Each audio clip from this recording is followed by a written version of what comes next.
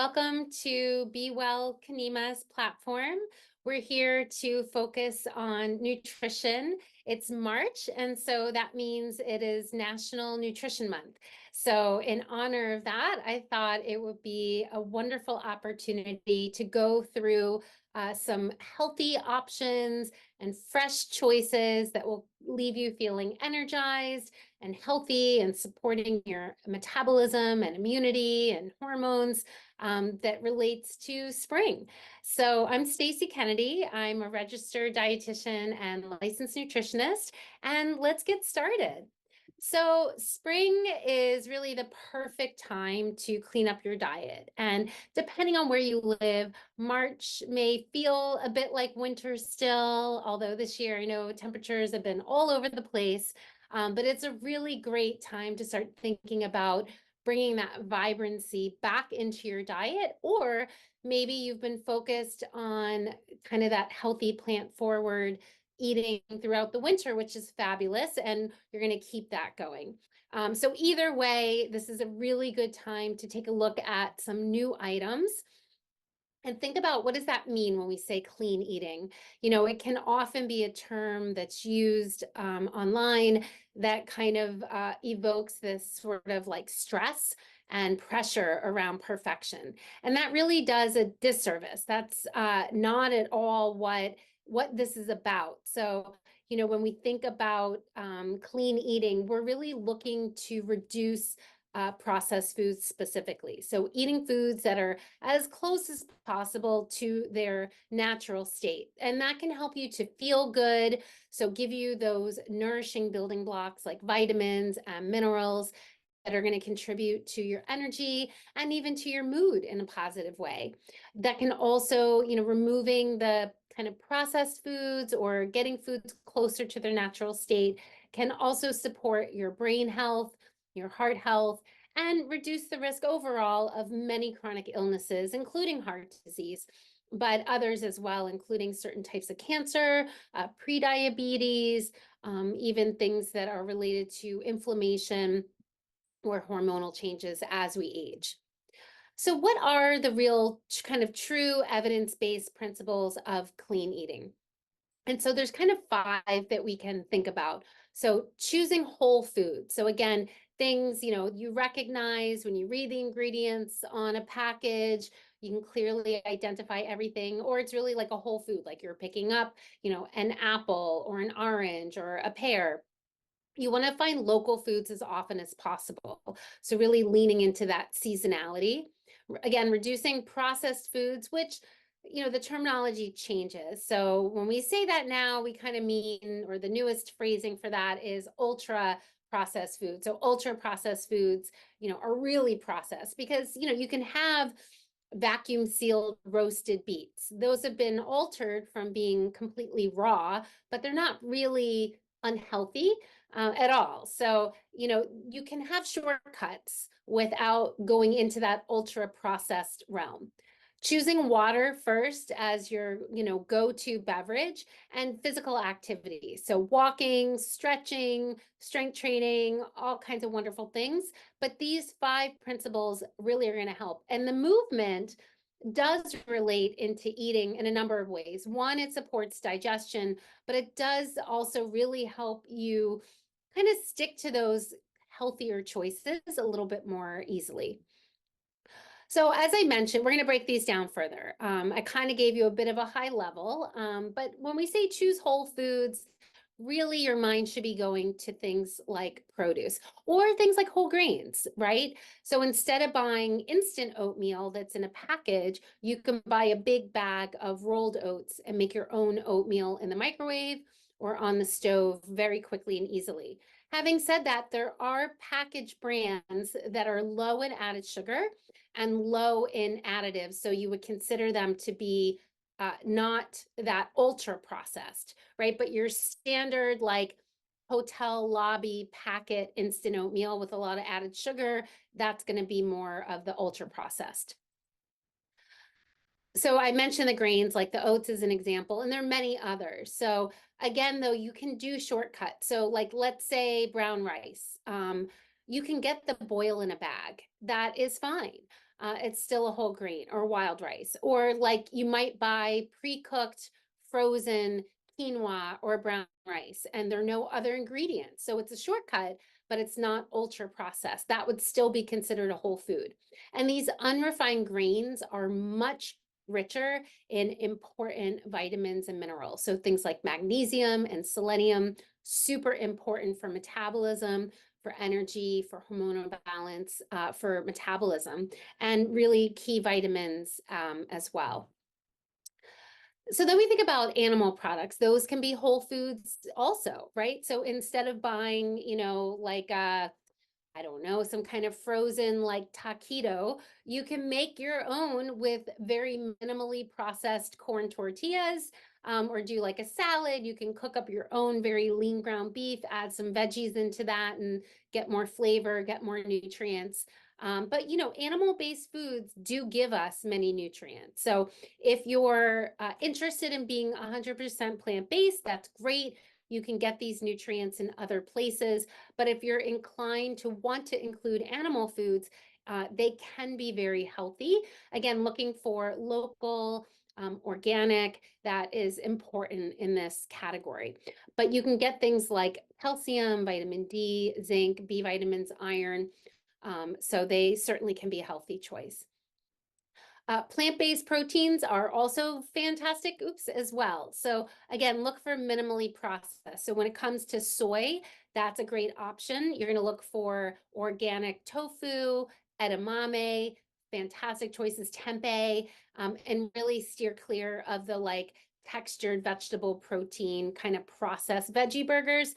Better off doing more of like a black bean and oat or brown rice, walnut, kind of make your own kind of concoction, or really read that label carefully. Also, nuts and seeds and other legumes like beans or lentils, great sources of protein and other important nutrients. And lastly, spring herbs. Let's not forget those. Those give us a lot of flavor, delicious smells, that vibrancy, and they're packed with antiviral, antibacterial, cancer fighting, and anti-inflammatory nutrients. So they're all great. These are just some examples of some spring heroes. And you can even venture into either an indoor or an outdoor herb garden, even in the winter. So these can be fantastic. And if you grow them yourself, you'll certainly be inclined to use them more often and save a lot of money. So here's kind of a game. Is it clean eating? And again, this isn't really hard, but it's still good to just get your brain working in this way. So would your great-great-grandmother recognize it is kind of a good clue. So Spam as meat, chicken nuggets as chicken. You kind of want to feel like, oh my gosh, neither. And I'm not saying you should eat Spam, but tinned proteins like sardines can be very healthy. Wild caught salmon. So clearly one of these would be more recognized by an earlier generation, and maybe can lead you more down the path of understanding that you can find minimally processed things in some packages. What about something like this? And the answer can be neither, right? So potato flakes is potatoes. We want to go for the real thing. You can start the cooking process in the microwave. You can, really lean into the benefits of potato, like prebiotic fiber, healthy, slow digested carb. But let's go for like the actual potato more often than something in a box. And these are not veggie chips. I mean, they're chips with vegetable dust. But again, you can get a mandolin or a good knife and like thinly slice whole vegetables and use your air fryer, a dehydrator, or just the oven and create your own veggie chips, whether it's beets or sweet potatoes, or kale, obviously, like kind of go for DIY on these things as much as you can, even if it's like to make a dent.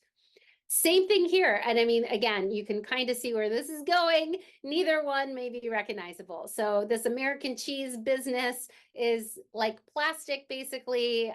So again, opt for something a little healthier. Cheese is not necessarily bad for you at all. It has a lot of beneficial nutrients, but look for local or organic or skim milk based, or at the very least, like just not American cheese or not Velveeta, not Cheese Whiz, go for like cheddar or pepper jack or provolone.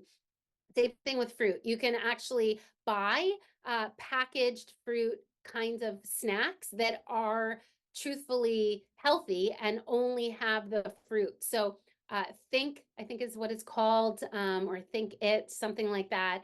Or That's It. I think it's called That's It. But take a look. There are honestly quite a few of those. And if you've got little kids, it can be helpful. You can also, as I mentioned, like dehydrate your own fruit or just, snack on fresh fruit, buy dehydrated fruit like at Trader Joe's if, you want to save time.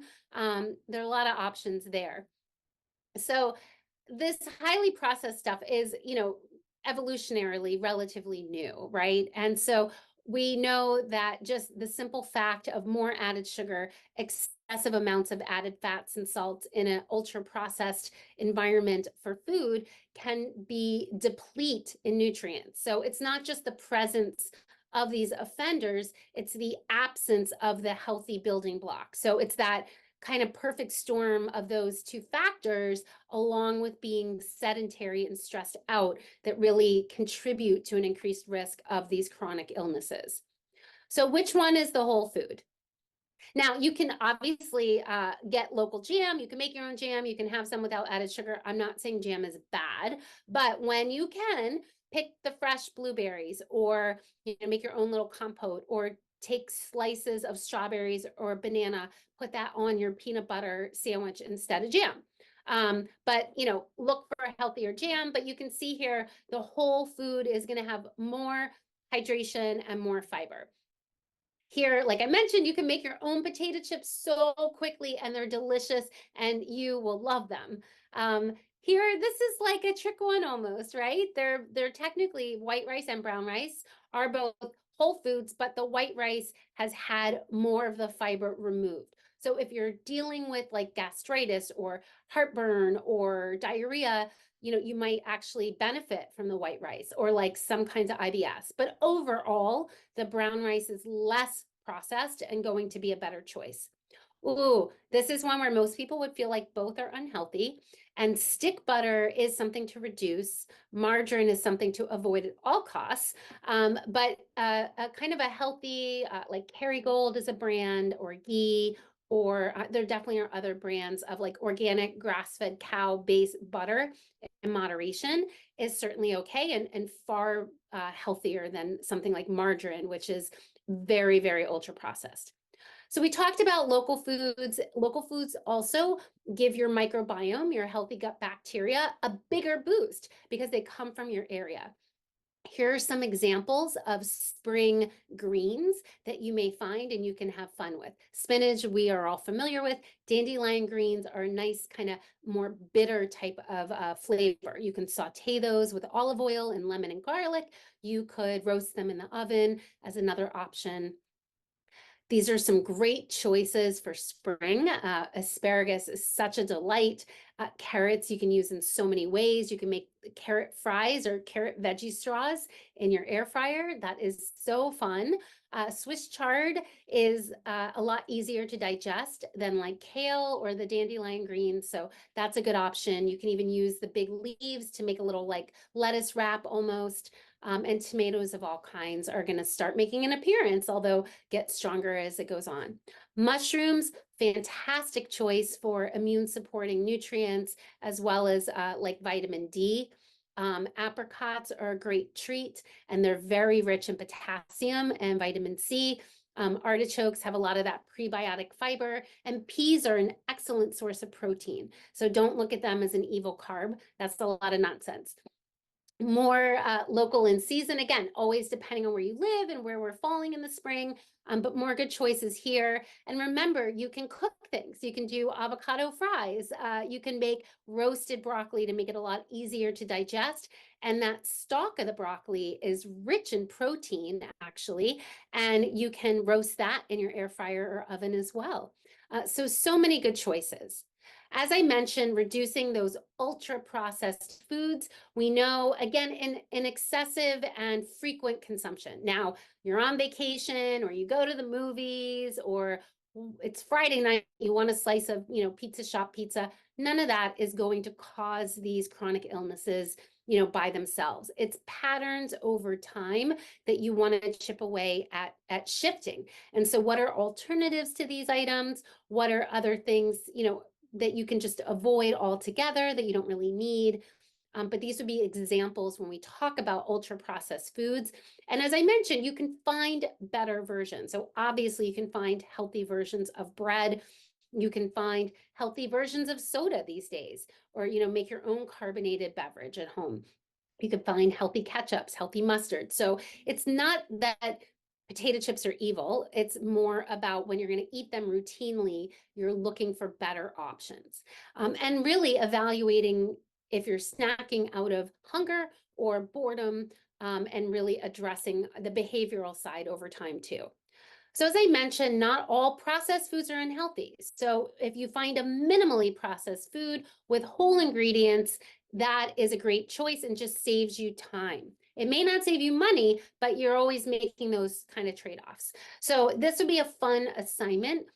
If we were live right now, I would ask this question and love to hear the examples to share with each other. So feel free to do that on your own. What are examples of packaged, minimally processed whole food items that you can find at your store to help kind of keep you on that healthy track and save time? So here's another activity, this or that. What do you think is generally better? Again, it's contextual. So bars. Okay, you don't have time to make your own bar. You want to have something packaged that you can throw in your kid's lunch, that you can keep in your car, keep in your desk, but you're feeling like, oh no, packaged foods are bad. Here's a great example of minimally processed. You can see which one, and then you can see which one has just a lot of ultra processed ingredients here. So we're going to go for more of this protein puck, and there are many other brands like it. And less of that special K. The nutrition facts is relative, right? Like the calories, the protein, the fiber, that panel. However, it does not tell the whole story. So when we are looking for that spring clean eating and that more nutrient dense option, we want to look at the ingredients as well as the nutrition facts. You still don't want a minimally processed product with an excessive amount of added sugar, even if it's from a healthier source, right? So both parts of the package are relative, but the special K in this example is going to look amazing if you only looked at the nutrition facts. You'd see 90 calories, you'd see protein, you'd be like, awesome, but really it's ultra processed. So take a look at the ingredients as well. Same thing here. They're both canned soup. Granted, I'd have to look at the Campbell's again. It's been a while, but you can look that it's BPA free, and that is even common now in more commercial brands too, but that's another component here. But you can see that the Amy's has more recognizable ingredient list and less of those ultra processed ingredients. Neither one is gluten-free. So, just because something has gluten or wheat doesn't mean it's not clean eating either. Not everybody needs to avoid gluten. Some people benefit, but not everyone. Here's another example. As I mentioned, bread is not necessarily bad. And really, this whole grain sprouted Pepperidge Farm is certainly better than other items, even within their own product line. But the Ezekiel bread is going to come out ahead when we put those ingredients side by side. Now, again, hot dogs, not really something super healthy. It's processed meat, but hey, it's your July 4th barbecue or whatever, you feel like having one. Okay, that doesn't make you a bad person. So you're going to want to go for one more natural. Now, having said that, you still don't want to eat these Applegate hot dogs or give them to your kid, 5 days a week. It's still a processed meat, even if it doesn't have added nitrates, it's still not really exonerated in terms of frequent consumption, but certainly occasional consumption, that would be a better option. Hey, chocolate is really expanding. Sweets are definitely something in the less processed space that you're seeing more and more of. So when you want that chocolate, when you want that dessert, there are better options for you out there. As I mentioned, choosing water first is really essential. Your body is overwhelmingly made of water, and we need a lot of it. That 8 ounce cups is like a rough estimate. That's the perfect number for some people. It's too low for many. It's not generally too high unless you have like a serious illness. So that's a good ballpark, but overall, there are other things that are healthy to drink, like herbal tea, low sugar coconut water, kind of seltzer water that just has like 100% a little bit of juice in it, or natural, other natural fruits versus, artificial sweeteners or dyes or things like that. But being well hydrated helps keep your blood sugar in check. It helps keep your blood pressure in check. It's really important for metabolism and recovery from exercise, and as well as energy levels. So I would encourage you to really focus on drinking water as one of those March Nutrition Month habits. And we talked about getting moving. You make better choices, you feel happier, and it helps in terms of, again, balancing blood sugar and heart disease risk and all these things that nutrition helps with. Exercise is like a partner in that and has its own mechanism for contributing to the benefits. So, when you move your body, it lowers your blood sugar. When you eat less processed food with less added sugar, that also lowers your blood sugar. And then drinking water does too. And the three together, you can see the additive benefits. So really making time in your day, every day, for some sort of movement is going to be helpful. If you want to eat seasonally near you, these are some examples in California. You can find examples anywhere in the country. So Massachusetts, I'm going to go to massfarmersmarkets.org to look for where my local farmers markets. You could do that in any state. So in your state, I would encourage you to kind of mimic something similar there. So I want to thank you all so much for being here. Wishing everyone a very happy, very healthy National Nutrition Month. Thank you so much and take care.